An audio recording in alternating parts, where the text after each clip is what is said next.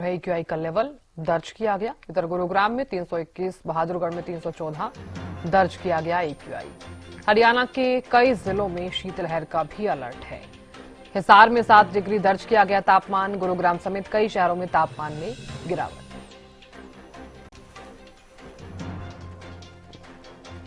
तो हरियाणा में प्रदूषण और ठंड का प्रकोप लगातार जारी है।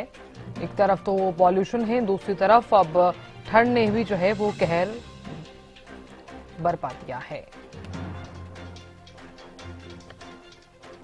तो गुरुग्राम में 321, बहादुरगढ़ में 314 जो है वो AQI दर्ज किया गया और कई जिलों में शीतलहर का भी अलर्ट नजर आया है। बड़ी खबर लगातार आपको बता रहे हैं।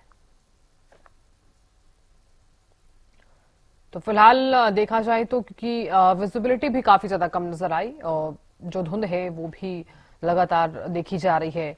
वाहन चालकों को भी इसके चलते काफी ज्यादा परेशानी हो रही है। दूर दूर तक वाहन चालकों को कुछ भी नजर नहीं आ रहा है। अगर तापमान का जिक्र किया जाए तो कई जगहों पर कम भी नजर आया। इधर हिसार में 7 डिग्री जो है वो तापमान दर्ज किया गया। गुरुग्राम समेत कई शहरों में तापमान में गिरावट भी दर्ज की गई है।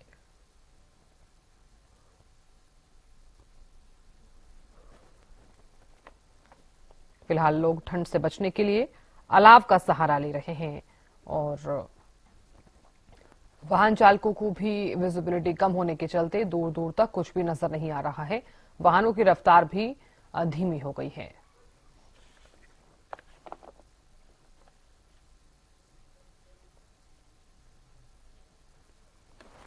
और जानकारी देने के लिए महेंद्र सिंह जुड़ गए हैं करनाल से। महेंद्र सिंह, पॉल्यूशन और ठंड दोनों का प्रकोप लगातार जारी है। फिलहाल करनाल में क्या कुछ स्थिति बनी हुई है और आज का तापमान कितना? बिल्कुल साधना, देखिए करनाल जिले में भी आज एक बार फिर से मौसम में परिवर्तन देखने को मिला है। हालांकि कल अच्छी खासी धूप खिली थी, लेकिन अब सुबह के समय है। मैं आपको तस्वीरें दिखाना चाहूंगा कि धुंध जो है अभी से दिखाई दे रही है। हालांकि सुबह के समय ये धुंध जो है बेहद ज्यादा थी। अब कुछ धुंध जरूर कम हुई है, लेकिन अभी भी कोहरा जो है वो छाया हुआ है। और जहां तक गांवों की बात करें, गांवों में ये धुंध की स्थिति इससे भी अधिक है। तो ऐसे में 2 दिन के बाद एक दिन के लिए लोगों को राहत जरूर मिली थी धुंध और कोहरे से, लेकिन आज फिर जो है ये पूरा करनाल जिला आंशिक रूप से धुंध और कोहरे की चपेट में है। और जिस तरह से तापमान की हम लगातार जिक्र कर रहे थे, पहले भी बताया कि तापमान में अब लगातार गिरावट आएगी। आज तापमान भी कुछ कम है। सुबह के समय जो न्यूनतम तापमान है वो करीब 7 डिग्री के आसपास दर्ज किया गया है। और वहीं प्रदूषण की बात करें साधना, तो प्रदूषण भी अब की बार लोगों का पीछा नहीं छोड़ रहा, क्योंकि आज भी करनाल जिले का जो AQI लेवल है वो 200 के आसपास बना हुआ है। और इस समय भी आंखों में जलन जो है महसूस हो रही है, क्योंकि इस कोहरे के अंदर धूल और धुएं के कण भी मौजूद है। जी साधना। बिल्कुल महेंद्र सिंह, ये कहना जरूरी हो जाता है कि अभी पॉल्यूशन कम भी नहीं हुआ है कि कोहरे ने कहर बरपाना शुरू कर दिया है। लोगों के सामने कई तरह की परेशानियां खड़ी हो गई हैं।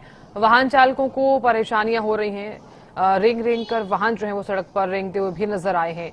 और ये बताइए कि फिलहाल अगर क्योंकि धीमी गति से वाहन चल रहे हैं तो ट्रैफिक एडवाइजरी कुछ जारी की गई है, क्योंकि कोहरे के चलते हम देख रहे हैं कि इससे पहले 2 दिन पहले भी तमाम तरह के जो एक्सीडेंट है वो देखने को मिले।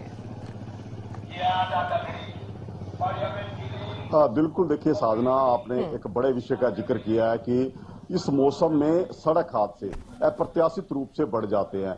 और अभी 3 से 4 दिन हुए हैं जब कोहरे जैसी स्थिति बनी है, और इन 3 से 4 दिनों में दर्जनों ऐसे हादसे हुए हैं जहां कई लोगों की जान गई है। तो ऐसे में बेहद जरूरी हो जाता है कि सरकार, प्रशासन और ट्रैफिक पुलिस इस तरफ ध्यान दे कि धुंध जैसी परिस्थितियों में वाहन चालक सुरक्षित अपनी यात्रा कर सके। इसके लिए कोई ना कोई एडवाइजरी जरूर जारी करें।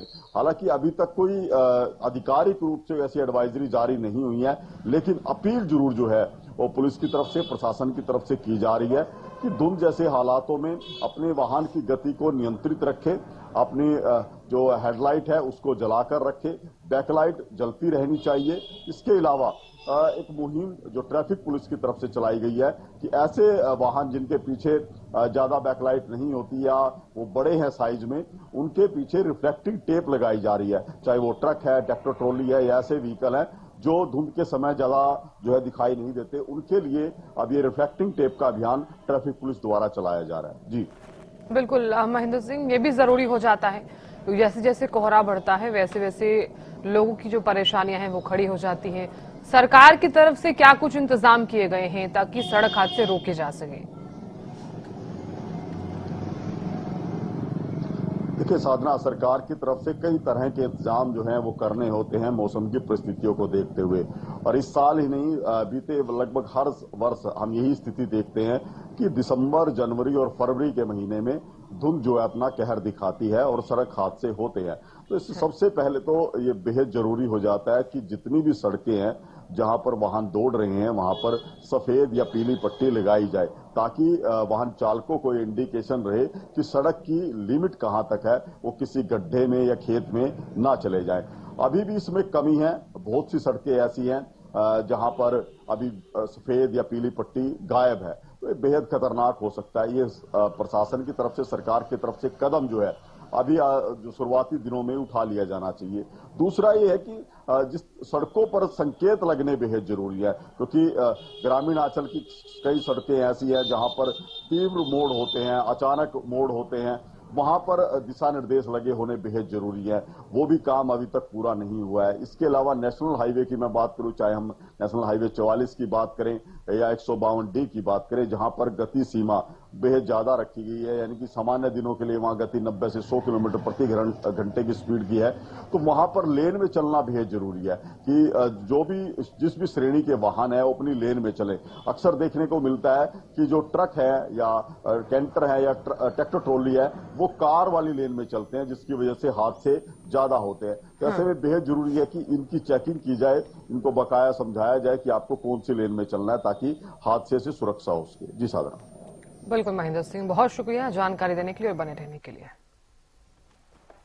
तो देखिए, पॉल्यूशन जो है वो कम होने का नाम नहीं ले रहा है और दूसरी तरफ अब कोहरे ने भी कहर बरपाना जो है वो शुरू कर दिया है।